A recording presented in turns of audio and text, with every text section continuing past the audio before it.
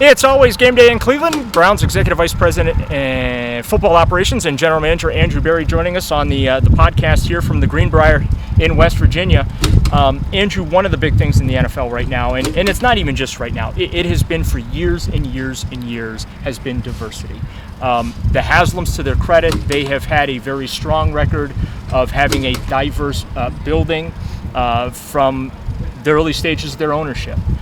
It is a challenge that the league has been trying, whether it's the Rooney Rule. Now they have these accelerator programs, I believe they're called. Yes. Just as one of the few minority general managers in this league, how do you feel, I should say, about the league's approach to not only the encouragement of qualified candidates getting through that pipeline, not only in the coaching ranks, but executive ranks, and how far they still have to go to really, I guess, meet that obligation?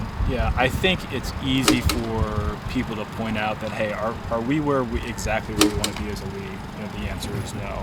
But I actually would commend the NFL for the progress that we've made, even since I've been in this seat. I think oftentimes it's really more about exposure and overcoming our biases, because I think if you probably asked every owner, they would want to hire individuals that they think can ultimately deliver a sustainable winner. And I think what the league has done with the enhancements with the Rooney Rule, the enhancement with diversity programs, the accelerator programs, I think it has been excellent. I think you are seeing the impact, particularly at the general manager and club president levels. Like there has been an influx of diverse hires in those roles over the past 3 off seasons. I still think there's work to do on the coaching front, quite candidly, but I don't think it's because of a lack of effort. I think that if we can get a kind of a demographically diverse set of leaders, that's maybe the first step. But I also think that there's work to be done in terms of diversity of thought, diversity of backgrounds in some of these decision-making seats. And I think that only enhances the pool of candidates that whether you're an owner or a team president, kind of expand your mind to in terms of what a successful general manager and a coach looks like.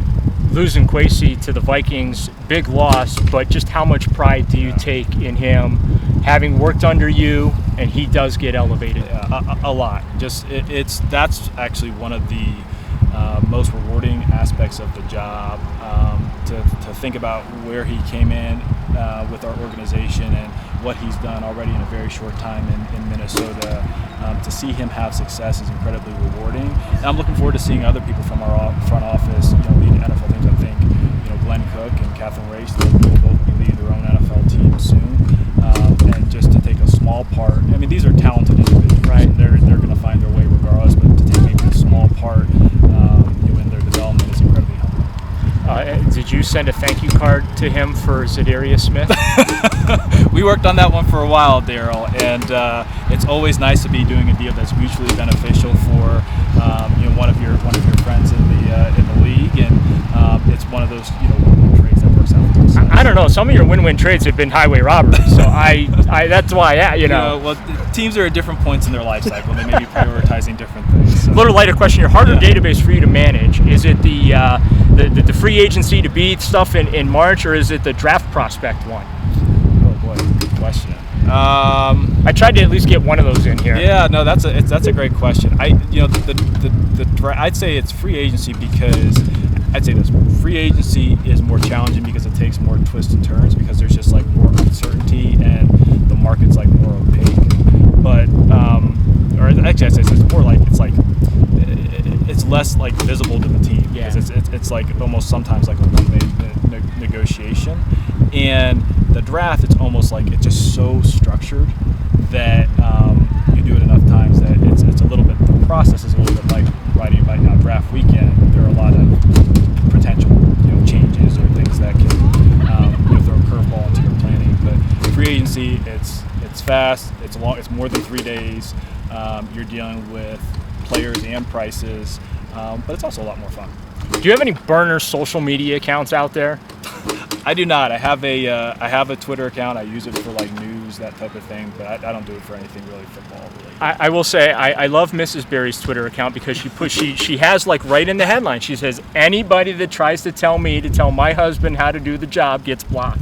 I just think that's like the perfect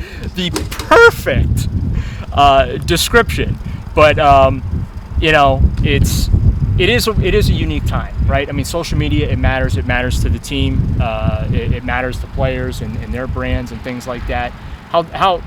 How much attention, though, as a general manager, do you have to pay to that? I mean, we've seen in the NBA players get in trouble because of their social media. Usually only when Peter tells me to. Okay. And for those that are wondering, that's Peter John Baptiste.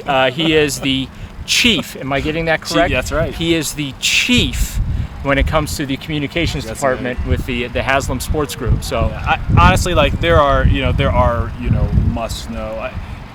I try and control my inputs because there's so much noise and everything out there, which obviously our sport it's an entertainment business at the end of the day. So there's a lot of there's just like a lot of noise around it. So really do try and just like filter to what's important, what is like actionable in your role.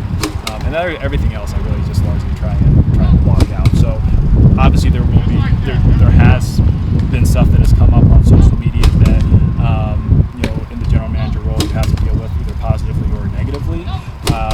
But outside of that, I try not to ingest too much of that stuff. Your time can be spent elsewhere. Last one for you, and I'll let you go. Thanks for your time.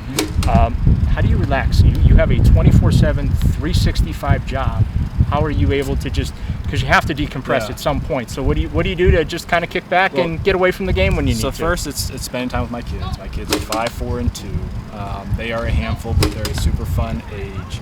And then some of the hobbies, like love working out, love hiking, big into strategy board games, and then me and my wife, we really love some of the different shows on some of the different streaming devices, and we're big Survivor fans, things like that. He is Andrew Berry. Appreciate the time. Best of luck to you this season. Appreciate it, Daryl.